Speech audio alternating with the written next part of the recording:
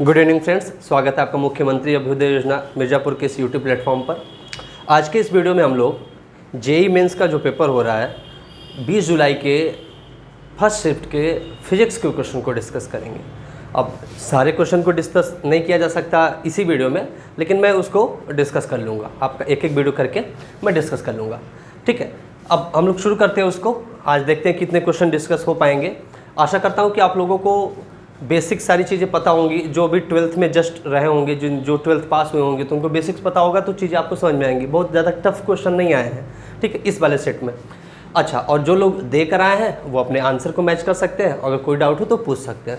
चलिए हम लोग शुरू करते हैं।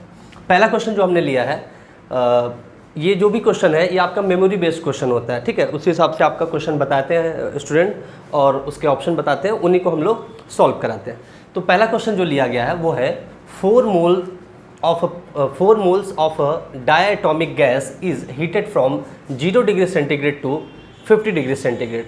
अच्छा, कितना मोल है? n इक्वल्स टू 4 ना, 4 मोल है, तो ये गिवन है n इक्वल्स टू 4 मोल, ठीक है। डायटोमिक गैस है। गैस कैसी है? डायटोमिक गैस है, ठीक है, डायटोमिक गैस है।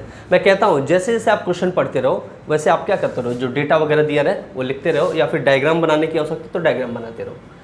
Is heated from 0 degree centigrade to 50 degree centigrade, मतलब टेम्परेचर में चेंज डेल्टा टी कितना है भाई? 50 डिग्री सेंटीग्रेड ना, 0 से 50 हो गया तो 50 minus 0 that is 50 degree centigrade का टेम्परेचर में चेंज हुआ है, ठीक है। Find the heat supplied to the gas if work done by it is 0। अच्छा, हीट सप्लाई पूछ रहा है, हीट सप्लाई आपसे पूछ रहा है, heat supply to the gas ये पूछ रहा है। If the work done by it is 0, work done कितना है? 0 दिया है। अब आप हमें बताओ वह कौन सा प्रोसेस होता है, वह कौन सा प्रोसेस होता है जहाँ पर वर्क डन 0 मिलता है? वह कौन सा प्रोसेस होता है जहाँ पर वर्क डन 0 मिलता है? कमेंट करके आप सब बताइए, वह कौन सा प्रोसेस होता है जहाँ पर वर्क डन 0 होता है? देखो, वर्क डन 0 होने का मतलब है कि आपका वॉल्यूम, चेंज इन वॉल्यूम क्या है? 0 है। चेंज इन वॉल्यूम 0 मतलब वॉल्यूम क्या है? कांस्टेंट है, और वॉल्यूम कांस्टेंट होता है किस प्रोसेस में? आइसोकोरिक प्रोसेस में। आइसोकोरिक प्रोसेस में आपका क्या होता है? वर्क डन 0 होता है, ठीक है। वर्क डन 0 कहाँ होता है? आइसोकोरिक प्रोसेस में। आइसोकोरिक प्रोसेस में आपका वर्क डन क्या होता है? 0, ठीक है। अच्छा, आइसोकोरिक प्रोसेस वर्क डन 0 मतलब वॉल्यूम कांस्टेंट, तो आपका कांस्टेंट वॉल्यूम पर चेंज इन हीट लिखते हो, क्या लिखते हो बताओ भाई? NCV delta T. क्या लिखते हो? NCV delta T. ये फॉर्मूला याद है? आशा करता हूँ आप सबको ये फॉर्मूला याद होगा, NCV delta T, NCV delta T, ठीक है। N आपका कितना दिया ना? 4। CV डायटोमिक गैस के लिए कितना होता है? ये भी आप लोग को पता होगा आई थिंक, 5R/2। CV, ठीक है, CV आपका कितना होता है डायटोमिक गैस के लिए? 5R/2। Delta T is given as 50 given है।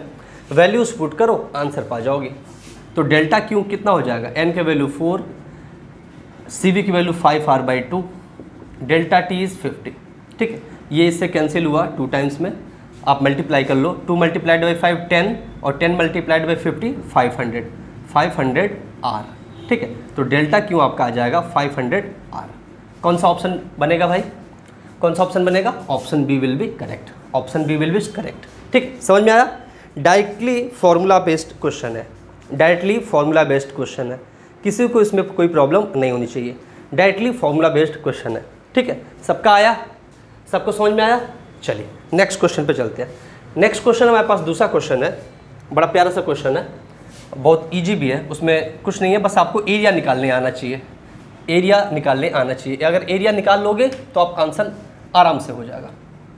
दूसरा क्वेश्चन क्या कह रहा है? Consider the PV diagram given below. देखो पीवी डायग्राम को ये दिया हुआ है ना, पीवी डायग्राम गिवन है, ठीक है।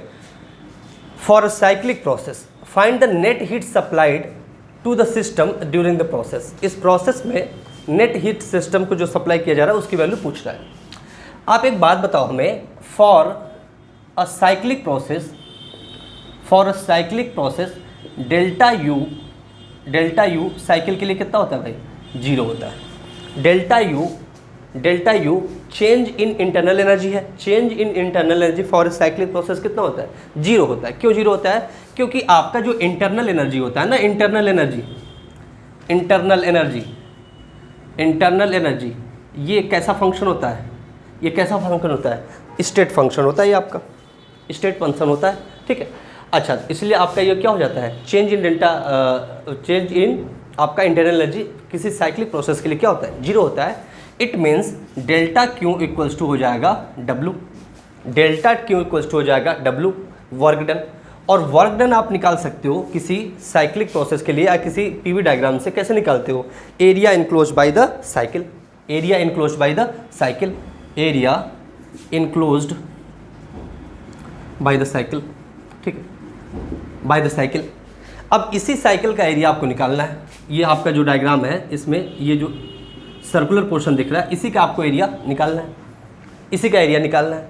अच्छा, इसका एरिया निकालने के लिए आप पहले ये देखो, अगर इस जो सर्कुलर पोर्शन ये जैसा बना हुआ है, ये सर्कल पार्ट जो आपका बना है, इसको अगर आप ध्यान से देखो तो इसमें जो इसका ये वाला डायमीटर है, ये डायमीटर कितना होगा? देखो आप यहाँ से निकाल सकते हो 70 - 20 कितना आएगा? ये वाला डायमीटर 50, ये वाला डायमीटर आपका 50 आ रहा है। जबकि अगर ये वाला डायमीटर देखो आप, ये वाला डायमीटर, ठीक है, ये इतना, ये वाला डायमीटर देखो तो ये 40 - 20 कितना है? 20 है। ये डायमीटर आपका 20 है, ठीक है। मतलब यहाँ से जो रेडियस आएगा, मान लो R1 रेडियस है तो ये कितना हो जाएगा? 50/2, that is R1 equals to आ जाएगा 25, ठीक है। और यहाँ से जो रेडियस आएगा, मान लो R2 है तो 20/2 दैट इज 10 आ जाएगा, ठीक है। तो इस तरीके का अगर आपको कोई डायग्राम दिया हो, इस तरीके का जो शेप होता है उसका एरिया होता है पाई R1 × R2, पाई R1 × R2, ठीक, पाई R1 × R2। बस अब R1 R2 की वैल्यू पुट करोगे आपका आंसर आ जाएगा। बस ध्यान क्या रखना है, R1 की वैल्यू रखने के समय हम यूनिट देखेंगे, R2 की वैल्यू रखते समय हम लोग यूनिट देखेंगे। जो R1 हम लोगों ने निकाला है, R1 ये वर्टिकल एक्सिस मतलब वाई एक्सिस से रिलेटेड है। R1 किससे रिलेटेड है? Y axis, that is pressure axis से रिलेटेड है। तो प्रेशर आपको जो प्रेशर के यूनिट दिया वो दिया है किलो पास्कल में। तो R1 की वैल्यू जो पुट करोगे आप, पाई R1 की जो वैल्यू पुट करोगे वो पुट करोगे आप 25 किलो पास्कल, 25 किलो पास्कल, ठीक है। और R2 आपने x axis that is volume axis से निकाला है, R2 आपने वॉल्यूम एक्सिस से निकाला है। तो R2 की जो वैल्यू पुट करोगे उन पहले वैल्यू पुट करोगे 10 cc क्यूबिक सेंटीमीटर, ठीक है। अब इसी को सॉल्व कर लेना है। पाई इंटू 25 किलो पास्कल है तो किलो को आप 1000 लिखो, इंटू पास्कल हो जाएगा, इंटू 10 cc है ना, क्यूबिक सेंटीमीटर क्यूब। तो इसको मीटर क्यूब में चेंज करोगे तो कितना हो जाएगा? 10⁻⁻6 मीटर क्यूब हो जाएगा, 10⁻⁻6 मीटर क्यूब हो जाएगा। अब आप देखो ये आपका 3 0 1 0 तो 3 1 4 0 आपका माइनस में हटेगा तो बचेगा कितना? Pi into 25 into 10⁻⁻2, 10⁻⁻2। देखो 4 0 इसको चबा जाएगा, खा जाएगा तो बचेगा 10⁻⁻2 और ये बचेगा आपका जूल, ये हो जाएगा जूल में, ठीक है। ये आपका 10⁻⁻2 है, इसमें आप इसको मल्टीप्लाई कर दोगे तो 0.25 आ जाएगा इंटू पाई जूल, ठीक है। तो आपका डेल्टा क्यू जो आ जाएगा net heat supplied to the system this during this process, ये आ जाएगा 0.25 पाई जूल। कौन सा ऑप्शन बनेगा? Option B will be correct, option B will be correct. समझ में आया? अगर समझ में आया तो यस सर लिखिए, अगर समझ में आया आपको तो यस सर लिखिए, अगर समझ में आया आप सबको तो यस सर लिखिए, ठीक है। इजी था, बस आपको क्या समझना था कि एरिया क्या होगा इस शेप का, एरिया क्या होगा इस शेप का। तो एरिया होता है पाई R1 × R2 अगर रेडियस अलग अलग गिवन हो, ठीक है, अलग अलग रेडियस हो तो दूसरा क्वेश्चन भी हम लोगों ने सॉल्व कर लिया। चलिए तीसरा क्वेश्चन लेते हैं। तीसरा क्वेश्चन क्या कह रहा है? Deuteron and alpha particle having same kinetic energy in magnetic field, the ratio of radius of deuteron and alpha particle is. Deuteron और अल्फा पार्टिकल के रेडियस का रेशियो पूछ रहा है। तो रेडियस का फॉर्मूला क्या होता है ये हमें अगर पता होगा तो हम चीज़ों को कर पाएंगे। उससे पहले एक चीज़ आपको यहाँ पे ये ध्यान रखनी पड़ेगी, या फिर कॉमन सी बात में आप देख लीजिए। देखो जो ड्यूट्रॉन होता है, ठीक है, डी इसको लिखते हैं, ड्यूट्रॉन को डी लिखते हैं, स्मॉल डी मान लो तो लिख लेते हैं, और अल्फा पार्टिकल को अल्फा लिख लेते हैं।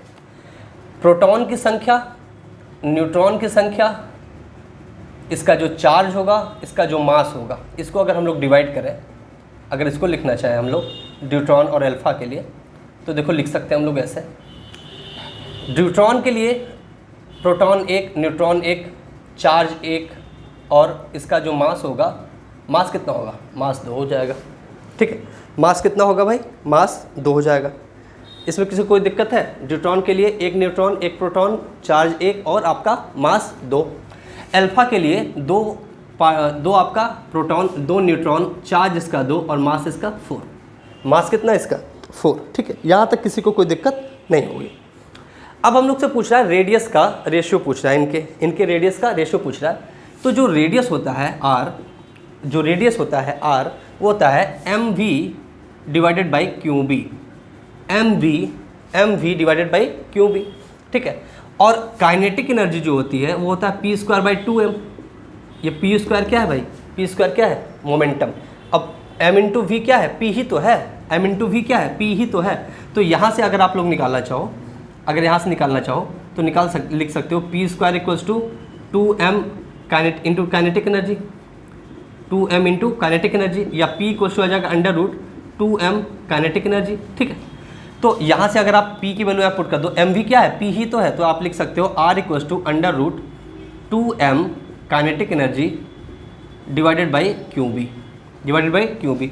मतलब जो रेडियस होता है ना, वो आपका डायरेक्टली प्रोपोर्शनल होता है √m/q के, √m/q के। क्योंकि देखो काइनेटिक एनर्जी क्या कह रहा है, काइनेटिक एनर्जी तो सेम ही है, b सेम है, तो आप क्या लिखोगे, r जो होगा, रेडियस होगा √m/q के प्रोपोर्शनल होगा। ठीक है, तो अगर आप लिखना चाहो, आप निकालना क्या है, रेडियस ऑफ ड्यूट्रॉन और अल्फा का रेशियो ना, तो radius of deuteron divided by radius of alpha will be equals to √, directly लिख देता हूँ, √md/m∞ इंटू q∝/qd। ठीक है, q∝/qd। ठीक है, मास of deuteron 2, mass of alpha 4। ठीक है, √2/4 into charge of alpha 2, charge of deuteron 1। ठीक है, तो ये जाएगा, कटेगा तो 1/√2। ठीक है, 1/√2, ये बचेगा 2 से √2 इसको काटोगे तो √2 बचेगा। ठीक है, तो रेडियस का जो रेशियो आएगा ड्यूट्रॉन और अल्फा का वो आएगा √2। ठीक है, √2। इसका ऑप्शन नहीं था हमारे पास, तो कुछ इसी तरीके का क्वेश्चन था, तो ऑप्शन इस तरीके से कुछ गिवन होगा, तो इसका आंसर क्या आएगा, इस दिए हुए आपका डेटा के हिसाब से आंसर आएगा √2। ठीक है, आई होप क्लियर है, ये भी आपको समझ में आया होगा। ठीक है, क्लियर है? क्लियर हो तो यस सर लिखो एक बार, क्लियर हो तो यस सर लिखिए। ठीक है, यस सर लिखिए, अगर क्लियर है तो यस सर लिखिए। ठीक है, क्या करना था आपको, कुछ नहीं करना था, आपको बताना था ratio of radius of deuteron to alpha particle. ठीक है, उन दोनों के रेडियस का रेशियो बताना था। तो हमने ये सोचा कि भाई रेडियस जो होता है वो होता है mv divided by Q B. ठीक है, आप लोगों ने ये पढ़ा होगा। mv क्या है, ये आपका मोमेंटम है, तो मोमेंटम बराबर होता है √2m इंटू काइनेटिक एनर्जी, तो लिख दिया √2m into kinetic energy divided by Q B. तो यहाँ से हमने देखा जो रेडियस है √m/q पे आपका डायरेक्टली प्रोपोर्शनल है, √m/q पर डिपेंड कर रहा है। तो यहाँ से अगर radius of deuteron divided by radius of alpha particle हम निकाले तो ये हो जाएगा mass of deuteron divided by mass of alpha particle multiplied by आपका charge of alpha particle divided by charge of deuteron. अब देखो मास ऑफ अल्फा ड्यूट्रॉन और अल्फा पार्टिकल रख दिया, चार्ज ऑफ अल्फा पार्टिकल और ड्यूट्रॉन रख दिया, और जो रेशियो आया वो √2 है। ठीक है, चलिए हम लोग अब चौथा क्वेश्चन लेते हैं। चौथा क्वेश्चन देखिए, चौथा क्वेश्चन क्या कर रहा है, find the current through 6 ohm resistance. 6 ओम का जो रजिस्टर है या रेजिस्टेंस है सॉरी, इसके थ्रू करंट क्या होगा ये आपको बताना है। हलवा सा क्वेश्चन है, किरचॉफ लॉ लगाओ और आंसर पाओ, किरचॉफ लॉ लगाओ और आंसर पाओ। देखो क्या है, आपको सर्किट देखो मैं बना देता हूँ फिर से। ये आपका 20 ओम है, ठीक है, इधर आपका 6 ओम है, ठीक है। इधर आपका 5 ओम है, ठीक है। इधर आपकी 140 वोल्ट है, ठीक है। और इधर कुछ तरीके से इस तरीके से आपका है 90 वोल्ट। फिर पूछ क्या रहा है कि इस जो आपका ये अरेंजमेंट है, जो सर्किट है, इसमें जो करंट फ्लो बताना है थ्रू 6 ओम रेजिस्टेंस, ठीक है। इस जंक्शन पे देखो, इस जंक्शन पे देखो, ठीक है। हम लोग किरचॉफ लॉ लगा के आंसर निकाल सकते हैं, ठीक है। अगर यहाँ पर हम लोग वोल्टेज को 0 अज्यूम कर लें, ये 0 वोल्ट है, अगर ये आपका 0 वोल्ट है तो यहाँ पर कितना आ जाएगा 140 वोल्ट, 140 वोल्ट, ठीक है। यहाँ पर V वोल्ट अज्यूम कर ले रहे हैं, यहाँ पर कितना हो जाएगा 90 वोल्ट हो जाएगा, ठीक है। इस बात को आप समझ पा रहे हो, 0 वोल्ट 140 वोल्ट, ठीक है, 90 वोल्ट और V वोल्ट यहाँ पर मान लिया हमने। अब अगर इस जंक्शन पे हम लोग क्या लगाए, किरचॉफ लॉ लगाएं, उससे पहले तो आप पहले करंट दिखा लो। करंट आप किधर भी दिखा सकते हो, क्योंकि कुछ गिवन तो है नहीं, डायरेक्शन कुछ भी दिखा सकते हो, बस आप फिर किरचॉफ लॉ लगा लेना। आने वाली करंट किसी जंक्शन पे बराबर होती है जाने वाले करंट के, किसी जंक्शन पे आने वाली करंट बराबर होती है किसी जंक्शन से जाने वाले करंट पे। तो अगर हम लोग मान लें कि यहाँ पे इस जंक्शन पे मान लो इसमें I1 आ रही है, इधर आपका I2 जा रहा है, इधर आपका I3 जा रहा है, ठीक है। तीनों हमने जाने वाला बना लिया ना, आने वाला भी बना सकते, तो कैसे भी बना लो, कोई दिक्कत नहीं, बस आप इक्वेशन सही लिख देना, इक्वेशन सही लिख दिया करो। हमने तीनों यहाँ से इस नोड से इस जंक्शन से जाने वाले बना दिए। तो आपका होता है incoming current equals to outgoing current, ठीक है। और ये लिखने का मैं अपने हिसाब से लिख दिया, मतलब कहने का मतलब क्या, आने वाली करंट और जाने वाली करंट बराबर, ठीक है। तो इस नोड पर आ तो कोई नहीं रही, सब जा ही रही हैं, तो जाने वाली करंट इक्वल्स टू 0 हो जाएगा। तो I1 plus I2 plus I3 equals to क्या हो जाएगा 0 हो जाएगा। ओम्स लॉ लगा दो। ओम्स लॉ क्या कहता है, देखो V बराबर IR होता है, ठीक है। तो I इक्वल्स टू होता है delta V by R. I equals to क्या होता है delta V by R. I equals to क्या होता है डेल्टा V बाई आर, यही होता है ओम्स लॉ। अप्लाई करो ओम्स लॉ भाई, अप्लाई करो ओम्स लॉ। I1 के लिए अप्लाई करो, कितना होगा, I1 के लिए अप्लाई करो कितना होगा V minus 0 divided by 6 ohm, plus I2 के लिए अप्लाई करो भाई, I2 के लिए V माइनस 140 डिवाइडेड बाई 20, ठीक है। I3 के लिए अप्लाई करो V माइनस 90 डिवाइडेड बाई 5, ठीक है, इक्वल्स टू क्या हो जाएगा 0, ठीक है। ये चीज़ अप्लाई करना आपको आना चाहिए। कितने लोग को ये इक्वेशन लिखने आता था भाई, बताओ भाई। इक्वेशन सही लिखी गई है, बिल्कुल ठीक लिखी गई है, बिल्कुल ठीक लिखी गई है। अब इस इक्वेशन से हम लोग वोल्टेज निकाल लेंगे, और जैसे ही हमारा V की वैल्यू आ जाएगी हम लोग I1 की वैल्यू निकाल लेंगे, that is current through the 6 ohm resistance. LCM ले लो, एलसीएम ले लो, कितना आ जाएगा एलसीएम 60, एलसीएम कितना आ जाएगा 60, ठीक है। V माइनस 0 दैट इज आपका V ही है ना, V माइनस 0 कितना हो जाएगा आपका V ही हो जाएगा।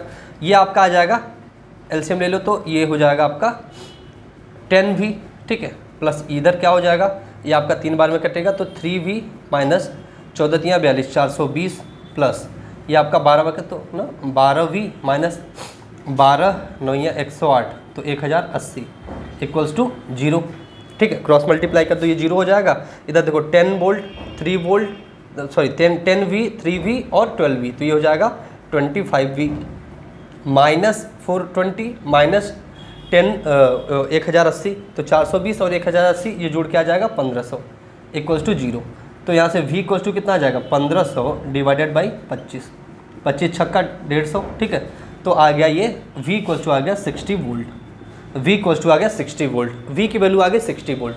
V की वैल्यू आ गई तो I1 की वैल्यू निकाल सकते हो। I1 इक्वल्स टू कितनी आ जाएगी, I1 इक्वल्स टू कितना आ जाएगा भाई V minus 0 divided by V minus 0 divided by 6, तो V कितना आ गया 60 माइनस 0 डिवाइडेड बाई 6, ये आ जाएगा 60 divided by 6 that is 10 ampere, 10 ampere, ठीक है। तो I1 की वैल्यू कितनी आ जाएगी 10 एम्पियर आ जाएगी। I1 की वैल्यू कितनी आ जाएगी 10 एम्पियर, ठीक है। तो करंट थ्रू 6 ओम रेजिस्टेंस कितना आ जाएगा, करंट थ्रू 6 ओम रेजिस्टेंस कितना आ जाएगा भाई, करंट थ्रू 6 ओम रेजिस्टेंस आ रहा है आपका 10 एम्पियर, ठीक है। इजी था, इजी था भाई, हाँ बिल्कुल इजी था, सॉल्व किया हम लोगों ने, इजी था। चलिए बहुत बढ़िया। अब हम लोग लेंगे क्वेश्चन नंबर 5। क्वेश्चन नंबर 5 आपको धुंधला धुंधला यहाँ पर दिख रहा होगा, इसको मैं पढ़ता हूँ। स्प्रिंग का क्वेश्चन है, ठीक है, स्प्रिंग का क्वेश्चन है। अगर आप हमारी स्प्रिंग वाले मतलब मैंने आपको पढ़ाया था तो पूरा स्प्रिंग के बारे में भी पढ़ा दिया था, मैंने स्प्रिंग के बारे में ही पूरा पढ़ा दिया था वर्क एनर्जी थ्योरम में। वर्क एनर्जी थ्योरम जो पढ़ा रहा था, वर्क एनर्जी पावर वाला जो चैप्टर पढ़ा रहा था, तो उसमें पूरे के पूरे स्प्रिंग के बारे में पढ़ा दिया था। तो अगर वो वाली वीडियो देखी होगी तो ये क्वेश्चन बड़े ही ईजिली आप लोग सॉल्व कर सकते थे, बहुत ही ईजिली सॉल्व कर सकते थे भाई। एफ बराबर क्या होता है, के एफ, बस इसी पर अप्लाई करना है, यही अप्लाई करना है इस क्वेश्चन में। क्या कह रहा है क्वेश्चन, कह रहा है tension in a spring is T1 when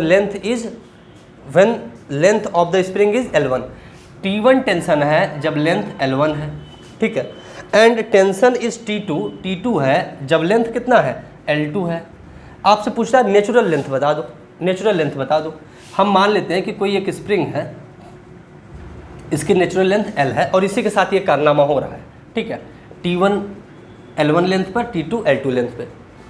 देखो जो आपका F इक्वल्स टू क्या होता है, F इक्वल्स टू होता है K delta x, K delta x change in length होता है ना, K into change in length, याद रखिएगा चेंज इन लेंथ होता है।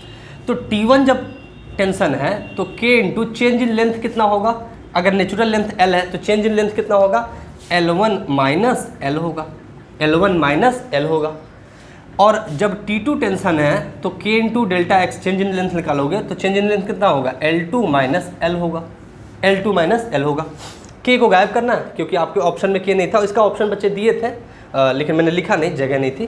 तो आपको निकालना है L की वैल्यू निकालना है, वही तो T1 T2 L1 L2 के टर्म्स में निकालनी है, ठीक है। डिवाइड कर दो, यहाँ पर डिवाइड कर दोगे तो T1 बाई T2, ये equation number first, equation number 2, तो इक्वेशन नंबर 1 बाई 2 करोगे, डिवाइड कर दोगे तो T1 डिवाइडेड बाई T2 कितना आ जाएगा, K से K कैंसिल हो जाएगा, L1 minus L divided by L2 minus L। Cross multiply कर लो तो T1 L2 minus T1 L equals to T2 L1 minus T2L, ठीक है, T2L। T2L को इधर लेते आओ तो इधर हो जाएगा T2L है तो L कॉमन ले लो, माइनस T1, ये L कॉमन हो गया। T2L को इधर ले आओ और फिर L कॉमन ले लो तो T2 minus T1 into L हो जाएगा इक्वल्स टू, इधर आपका T2 L1 है ही, इसको इधर ले जाओगे तो माइनस में हो जाएगा T1 L2, ठीक है।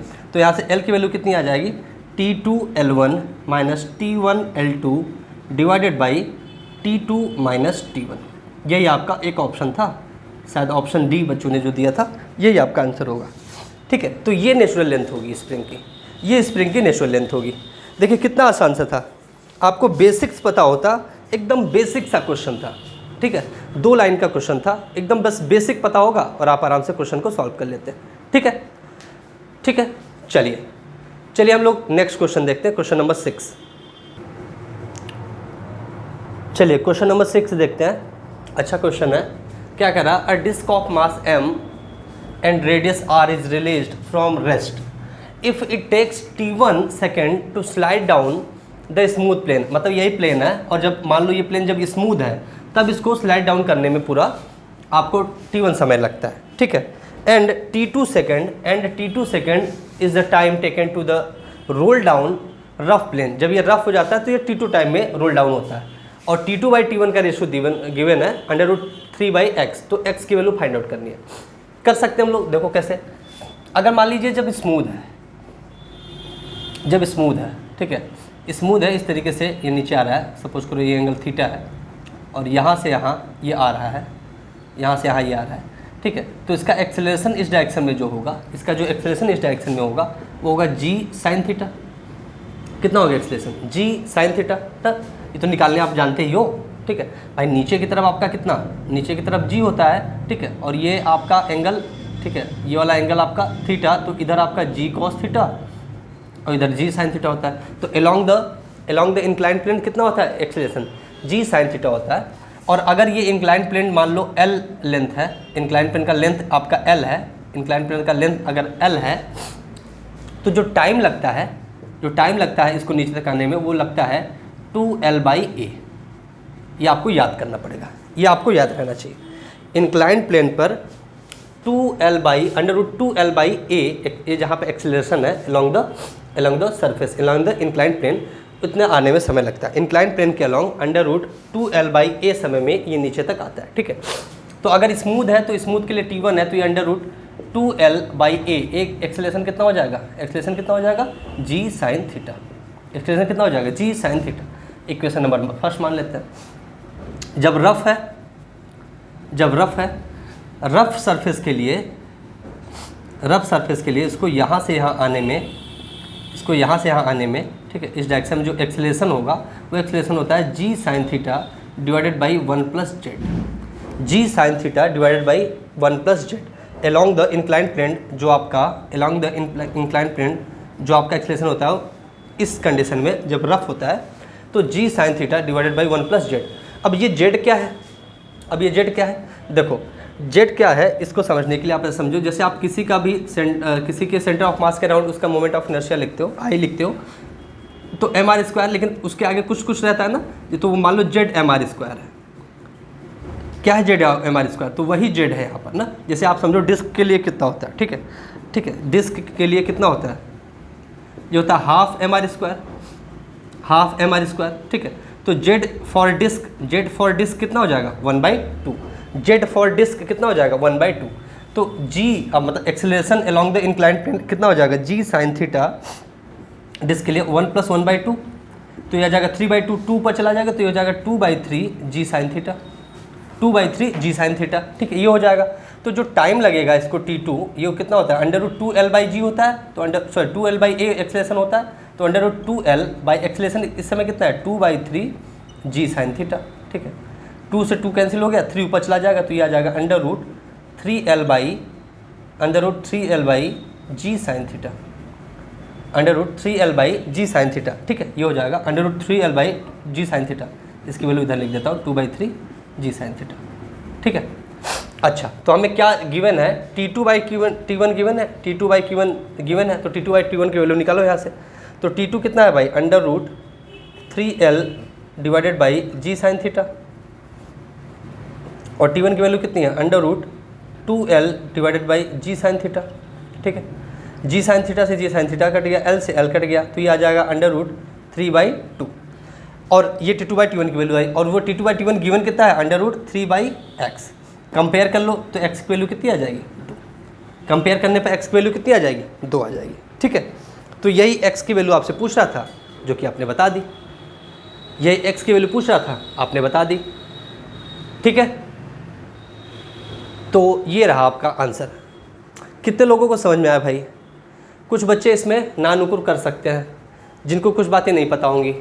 देखो भाई, ये आपको याद करना पड़ेगा, याद नहीं करोगे तो आपको डिराइव थोड़ी ना करोगे, इतना समय थोड़ी ना कि डिराइव करोगे आप, ठीक है। इंक्लाइन प्लेन के अलॉन्ग ए एक्सेलरेशन से अगर एल लेंथ आनी है तो ये आपको समय लेता है √2L/a, ठीक है। इस रफ सरफेस के लिए जो acceleration along the incline plane, ये g sin theta divide by 1+z हो जाएगा। z आप i के मतलब जो mr² का जो कोफिशिएंट होता है उससे निकाल लेते हो, जो अलग अलग शेप के लिए अलग अलग होगा ना, अलग अलग जो आपका बॉडी होगा उसके लिए अलग अलग होगा।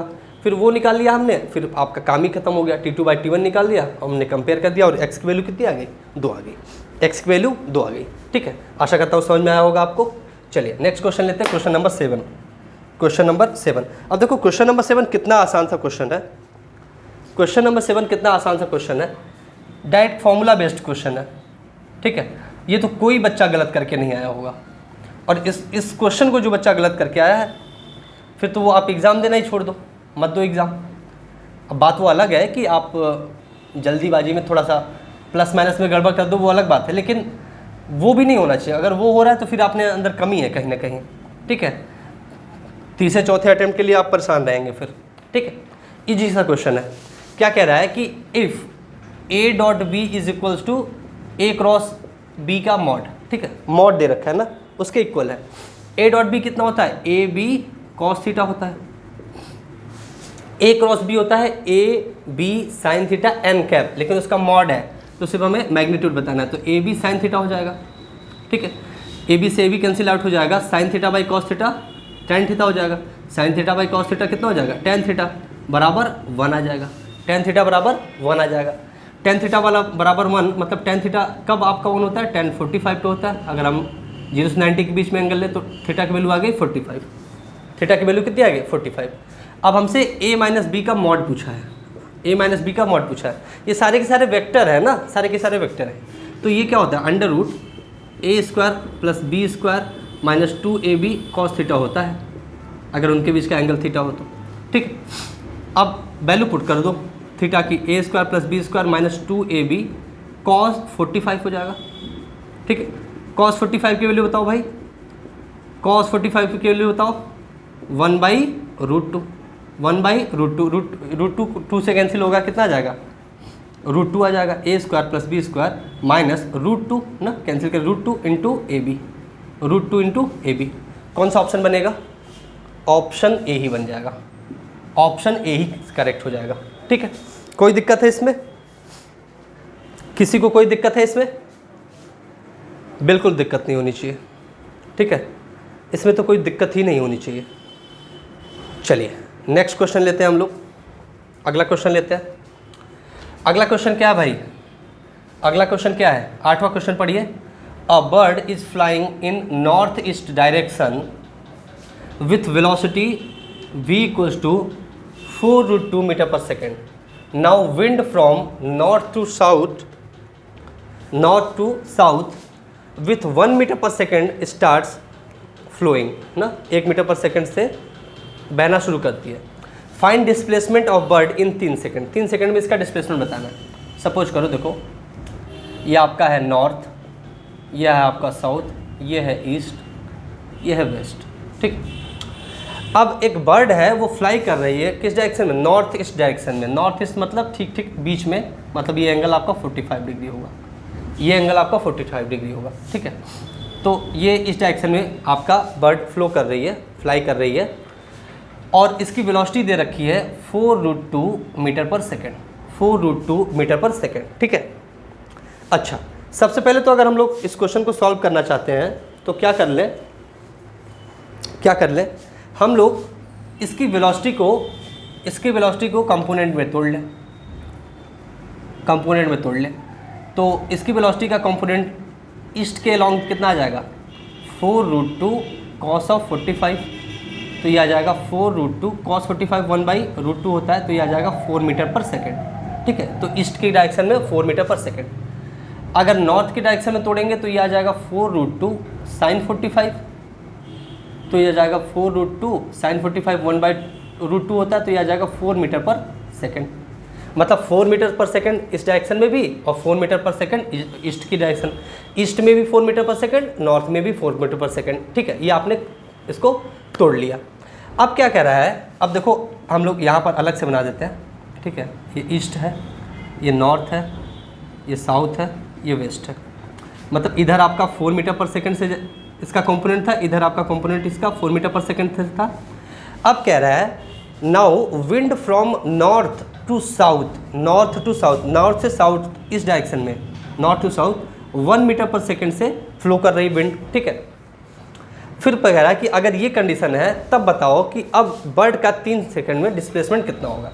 देखो नॉर्थ टू साउथ फ्लो कर रही है, तो इस नॉर्थ के अलोंग नेट, अब नॉर्थ के अलोंग नेट जो इसकी वेलोसिटी होगी, नॉर्थ के अलोंग इसकी जो नेट वेलोसिटी होगी, 4 थी पहले, लेकिन अब 4 - 3 हो जाएगा, 4 - 1 हो जाएगी। ठीक है, पहले 4 थी भाई, लेकिन अब 1 घट जाएगी क्योंकि नीचे की तरफ आपका 1 मीटर पर सेकेंड से ब्लो करने लगी विंड, तो आपका नेट वेलोसिटी आ जाएगी इधर 3 metre per second. Net velocity in the direction of north आप जाएगी 3, और ईस्ट में अभी भी आपका कितना रहेगा नेट, 4 मीटर पर सेकेंड ही रहेगा, 4 मीटर पर सेकेंड ही रहेगा। तो अगर इसका हम लोग रिजल्टेंट वेलोसिटी वेक्टर दिखा लें, रिजल्टेंट वेलोसिटी निकालें, तो रिजल्टेंट वेलोसिटी कुछ इस डायरेक्शन में होगी, और ये कितनी होगी भाई, √3 का स्क्वायर प्लस 4 का square, that is 5 metre per second. तो इस डायरेक्शन में 5 मीटर पर सेकेंड इसकी वेलोसिटी हो जाएगी, इस डायरेक्शन में इसकी net velocity 5 metre per second हो जाएगी। आपको डिस्प्लेसमेंट बताना है 3 सेकेंड में, डिस्प्लेसमेंट बताना है 3 सेकेंड में, तो डिस्प्लेसमेंट बराबर कितने आ जाएगी, वेलोसिटी मतलब 5 metre per second into time, time कितना है 3 सेकेंड। ठीक है, 3 × 5 = 15 मीटर, डिस्प्लेसमेंट कितना आ जाएगा 15 मीटर, डिस्प्लेसमेंट आपका आ जाएगा 15 मीटर। 3 सेकेंड में डिस्प्लेसमेंट कितना हो जाएगा 15 मीटर। ऑप्शन सी सही हो जाएगा, ऑप्शन सी सही हो जाएगा। ठीक है, समझ में आया क्वेश्चन? समझ में आया क्वेश्चन? कोई दिक्कत है इस क्वेश्चन में? बिल्कुल दिक्कत नहीं होगी। ठीक है, इसीलिए मैंने आपको 3 अलग अलग ना एकदम तोड़ तोड़ के डायग्राम बना के समझाया। शुरू में क्या दिखाया, जो शुरू में इसकी वेलोसिटी वेक्टर था नॉर्थ ईस्ट डायरेक्शन में 4/√2 मीटर पर सेकंड से कर रहा था। फिर मैंने कंपोनेंट तोड़ दिया, तो मतलब 4 मीटर आपका ईस्ट में आ गया, 4 मीटर आपका नॉर्थ में कंपोनेंट आ गया। अब north to south 1 metre per second से विंड फ्लो करने लगी, तो नेट नॉर्थ में कितने बचेगा, 3 मीटर पर सेकंड बचेगा। आपका ईस्ट में अभी भी 4 है, तो नॉर्थ और ईस्ट के बीच में ही कहीं इसका नेट वेलोसिटी होगी, और उसका मैग्नीट्यूड कितना होगा, 5 मीटर पर सेकंड। आप अंडर रूट ये 3² + 4² से निकाल दोगे, बीच का एंगल 90 है इसलिए। ठीक है, तो डिस्प्लेसमेंट कितना आ जाएगा, velocity into time. Velocity 5 metre per second net है, टाइम 3 सेकंड, तो 3 × 5 = 15, 15 मीटर आपका ये डिस्प्लेसमेंट आ जाएगा। ठीक है, ये चीज़ आपको समझ में आई होगी। चलिए अब क्वेश्चन नंबर 9 लेते हैं हम लोग। चलिए क्वेश्चन नंबर 9 लेते हैं हम लोग। क्वेश्चन नंबर 9 लेते हैं। अब देखिए क्वेश्चन नंबर 9 पढ़िए, क्या कह रहा है। A car of mass 800 kg is travelling on a banked road of angle of banking is 30 degree. Find the normal reaction if the car is travelling at its maximum possible speed. Mu की value 0.2 दिया है और cos 30 को कह रहा है कि 0.8 आप लोग एज्यूम कर लीजिए। अब देखिए जब मैं फ्रिक्शन पढ़ा रहा था तो उसमें banking of road, unbanked road, मतलब बैंक रोड अनबैंक रोड दोनों पढ़ाया हुआ है, बहुत अच्छे से समझा के पढ़ाया हुआ है। उसमें आपको बेसिक्स सारे एकदम समझाते हुए क्वेश्चन भी मैंने कराया। अगर वो वीडियो आप लोगों ने देखा होगा तो इस क्वेश्चन को बड़े ही ईजिली आप लोग सॉल्व करते हैं। मतलब यूँ आपने विदिन अ मिनट क्वेश्चन को सॉल्व किया जा सकता था, आराम से भी करते तो 2 मिनट में क्वेश्चन सॉल्व कर सकते थे, और पूरा आपका कैलकुलेशन करने के बाद। ठीक है, बड़ा आसान सा क्वेश्चन है, इसमें कुछ आपको, अगर आपको बेसिक्स क्लियर तो बड़ा आसान है, और नहीं बेसिक्स क्लियर है तो कोई बात ही नहीं है। ठीक है, मान लो इस तरीके से आपकी रोड है। ठीक है, बैंकिंग ऑफ रोड का क्वेश्चन है, बैंकिंग ऑफ रोड का क्वेश्चन है। ठीक है, ये 30 डिग्री है। कार कुछ इस तरीके से है, मान लो ये कार है आपकी, ये कार है, तो कार पर जो नॉर्मल होगा, नॉर्मल रिएक्शन वो n होगा। ठीक है, ये n होगा, लेकिन वर्टिकल के साथ अगर देखा जाए तो वर्टिकल के साथ ये कुछ एंगल पे होगा, तो वर्टिकल के साथ इसका एंगल कितना होगा, जो इसके साथ एंगल होता है ये यहीं पे यहाँ एंगल होता है। ये आपको मैं शॉर्टकट की तब आप बता दे रहा हूँ, ध्यान से समझ लो। ये एंगल जो होता है वही आपका ये एंगल होगा। अब क्या रहा है, find the normal reaction if the car is travelling at its maximum. जब मैक्सिमम स्पीड की तरफ ये अग्रसर होगा या मैक्सिमम पॉसिबल स्पीड से मूव कर रहा होगा, तो कार ऊपर की तरफ जाना चाहेगी, कार ऊपर की तरफ जाना चाहेगी, कार ऊपर की तरफ जाएगी। जब कार ऊपर की तरफ जाएगी तो इस पर फ्रिक्शन फोर्स किधर लगेगा, इस डायरेक्शन में नीचे की तरफ लगेगा, इधर लगेगा आपका फ्रिक्शन फोर्स। ठीक है, इस डायरेक्शन में आपका लगेगा, इस डायरेक्शन में आपका लगेगा फ्रिक्शन। ठीक है, इस डायरेक्शन में लगेगा फ्रिक्शन। ठीक है, अब इसी को हम लोग क्या करते हैं, बना लेते हैं। मान लो आपको पूरा फोर्स वगैरह यहाँ पे मैं फिर से दिखा देता हूँ अलग से ना। ये आपका नॉर्मल रिएक्शन, ये वर्टिकल के साथ इसका एंगल 30 डिग्री, तो ये आपका इस डायरेक्शन में कितना आ जाएगा, n cos 30 डिग्री आ जाएगा। ठीक, n cos 30 डिग्री आ जाएगा। कार का जो वेट होगा नीचे की तरफ वर्क करेगा mg, m कितना है 800। ठीक है, g का वैल्यू अब आपको पता नहीं 9.8 लेने के लिए बोला है कि 10, चलो हम लोग 10 एंज्यूम कर लेते हैं, तो ये हो जाएगा 8000 न्यूटन, ये इसका वेट हो गया। ठीक है, इस डायरेक्शन में देखो म्यू n लगेगा, इस डायरेक्शन में क्या लगेगा, म्यू n लगेगा, तो ये आपका क्या हो जाएगा। ठीक है, ये एंगल आपका 30 रहेगा। ठीक है, ये एंगल आप देखो, ये 60, तो ये एंगल आपका 30, ये एंगल अगर 30 है तो इस डायरेक्शन में म्यू क्या आ जाएगा, इस डायरेक्शन में आ जाएगा म्यू n sin 30, इस डायरेक्शन में आ जाएगा म्यू n sin 30। ठीक है, सारे एंगल आपने कर लिए, सारे मतलब सारे आपने कंपोनेंट बना लिए। वर्टिकल वाले में चाहिए था ना, सिर्फ वर्टिकल कंपोनेंट चाहिए था, तो वर्टिकल कंपोनेंट अगर इसको बैलेंस कर लिया जाए तो लिख सकता हूँ n cos 30 equals to mu n sin 30 plus यही आपका m इंटू जी, मतलब वही आपका 8000 न्यूटन, 8000 न्यूटन। ठीक है, वैल्यूज पुट कर दो।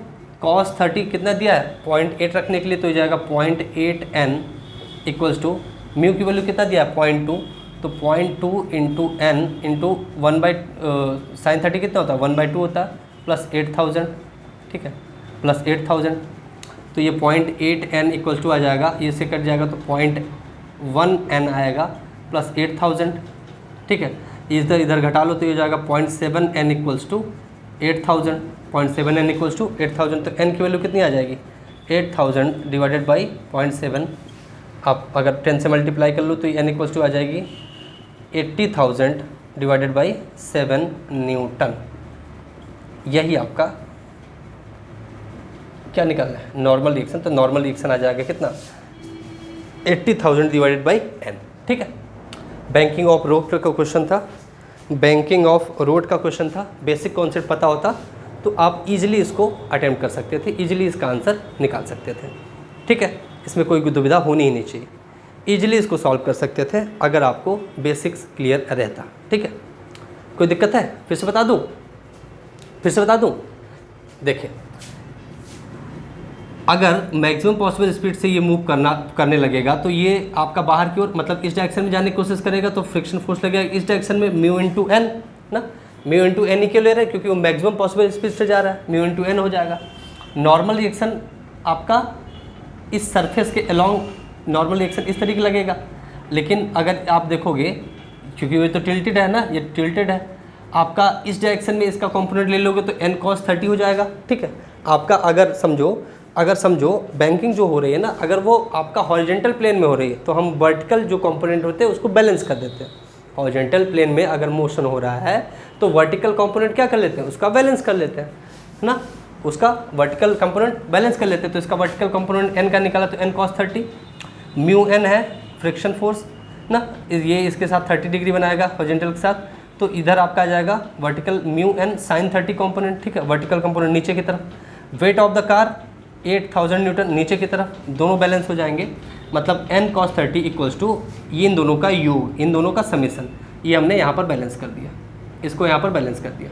फिर इसी को आगे सॉल्व किया तो n की वैल्यू आ गई हमारी, n की वैल्यू आ गई 80,000 divided by 7 Newton, 80,000 divided by 7 Newton, ठीक है।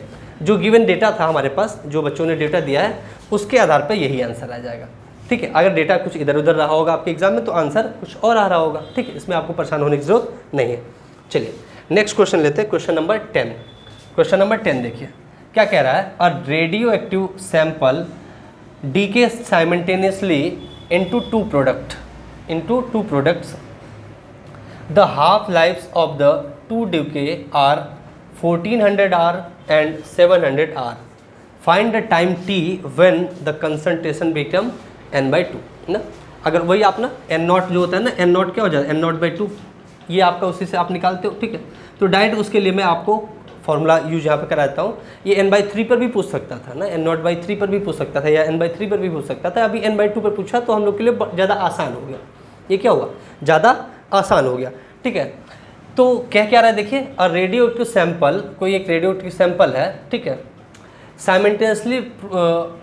साइमल्टेनियसली ये क्या कर रहा है, डीके हो रहा है टू प्रोडक्ट में डीके हो जा रहा है ना, टू प्रोडक्ट में डीके इसका हो जा रहा है, टू प्रोडक्ट में इसका डीके हो जा रहा है। मान लो इसके लिए आपका हाफ टाइम कुछ होगा, इसके लिए कुछ हाफ टाइम होगा, इसके लिए कुछ हाफ टाइम होगा, ठीक है। इसमें कोई दिक्कत है नहीं। तो इसका हाफ टाइम अगर हम लोग T1 कह लें और इसका हाफ टाइम T2 कह लें तो वो गिवन है, कितना गिवन है 1400 आर और ये 700 आर, 1400 आर और 700 आर ये गिवन है। फिर पूछ क्या रहा है आपसे, find the time t when concentration becomes n/2, ठीक है। तो लेमडा इफेक्टिव क्या होता है, ये होता है λ1 प्लस λ2। लेमडा इफेक्टिव क्या होता है, λ1 प्लस λ2 होता है ना। लेमडा इफेक्टिव क्या होता है, λ1 प्लस λ2। जब आपका इस तरीके का डीके होता है, जब कंसंट्रेशन n/2 हो जाता है, ठीक है। अब बस इसी के लिए आप क्या करेंगे, वैल्यू पुट कर लेंगे। तो इसका वैल्यू आप देखो पुट कर लो, क्या होता है ln2 डिवाइडेड बाई टी, मान लो ये t टाइम है ना, ln2 divided by 2, λ1 ln2 divided by t1 plus λ2 क्या हो जाएगा, λ1 की value ln2 divided by t1, λ2 value क्या हो जाएगा ln2 divided by t2, ln2 cancel हो जाएगा तो 1/t इक्वल्स टू हो जाएगा 1/t1 प्लस 1/t2। ये रिलेशन आता है, ये रिलेशन आता है। तो इस तरीके के क्वेश्चन के लिए अगर ये आपको डायरेक्टली ये रिलेशन पता है, याद है, तो डायरेक्टली वैल्यू पुट करिए, आगे बढ़िए आंसर निकाल के, ठीक है। तो 1/t इक्वल्स टू कितना हो जाएगा, 1/1400 T1 की वैल्यू प्लस 1/700 T2 की वैल्यू, ठीक है। यहाँ से एलसीएम क्या आ जाएगा, 1400 एलसीएम आ जाएगा, 1400 एलसीएम आ जाएगा, तो यहाँ पर आएगा 1 और यहाँ से आ जाएगा 2, तो ये आ जाएगा 3/1400, ठीक है। तो 1/t इक्वल्स टू कितना आ गया, 3/1400, तो t की वैल्यू कितनी आ जाएगी, 1400/3 आवर्स, 1400/3 आवर्स, ठीक। 1400 भागे 3 घंटा, 1400 भागे 3 घंटा। इसमें किसी को कोई दुविधा है, इसमें किसी को कोई दुविधा है, बिल्कुल दुविधा नहीं होनी चाहिए, ठीक है। अब आप लोग अपनी प्रिपरेशन को स्पीड अप करिए, जो 12th पास कर चुके हैं वो अपनी प्रिपरेशन को स्पीड अप करिए, बूस्ट करिए, ठीक है। आप कॉन्सेप्ट को बढ़िया सीख लीजिए और चीज़ों को आप जो चीज़ें आपकी बहुत कम जो समय बचा सकती हैं उन चीज़ों को मेमोराइज कर लीजिए, बार बार क्वेश्चन को प्रैक्टिस करिए, ठीक है। आपके पास चीज़ों का एक शॉर्ट नोट्स तैयार रख के देखिए ना, आपके पास आपके दिमाग में शॉर्ट नोट्स होना चाहिए और आपके पास भी शॉर्ट नोट्स होना चाहिए, उसको बार बार रिवाइज करिए, उसको बार बार प्रैक्टिस करिए, ठीक है। चलिए नेक्स्ट क्वेश्चन क्या कह रहा है, नेक्स्ट क्वेश्चन है a electron is projected into a magnetic field of B equals to 5 × 10⁻⁻t, मतलब टेस्ला गिवन होगा, and rotates in a circle of radius r equals to 3 mm, find the work done by the force due to magnetic field. ठीक है, ये question है। देखिए अब ये question जो बच्चा देखेगा देखते ही आंसर लगा देगा, खत्म भाई। Work done by the force due to magnetic field होता है, होता है, नहीं होता, नहीं होता, तो आंसर क्या हो जाएगा, 0 हो जाएगा।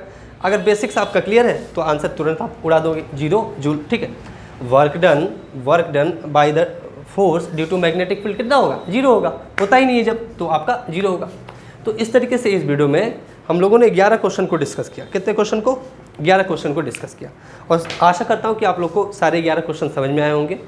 जो क्वेश्चन न समझ में आए हो तो आप एक बार उसको फिर से देख लीजिए, और जो बच्चे अभी पूरा सिलेबस नहीं पढ़े हैं, घबराना नहीं है आपको, आप बिल्कुल मत घबराइए। आप धीरे धीरे सिलेबस को पहले कंप्लीट करिए। सिलेबस तो आपने जो 12th पास कर चुके हैं तो सिलेबस कंप्लीट कर ही चुके हैं। जो 11th वाले हैं वो जो 12th में गए हैं वो अपनी सिलेबस को धीरे धीरे कंप्लीट करना शुरू करिए। और जो 12th वाले हैं जो पास हो चुके हैं 12th को, जो 12th पास कर चुके हैं, मतलब आप ऑब्वियसली आपका रिजल्ट आएगा, पास ही हो जाओगे। या फिर आप लोग क्या करो, अपनी तैयारी को बूस्टअप करो ना, चीज़ों को समझो, सीखो, ठीक है। आप लोग अच्छे से बूस्टअप करो। गवर्नमेंट आपके लिए अच्छा प्लेटफॉर्म दी है, चीज़ों को सीखते रहो। अगली वीडियो में मिलते हैं, तब तक के लिए धन्यवाद।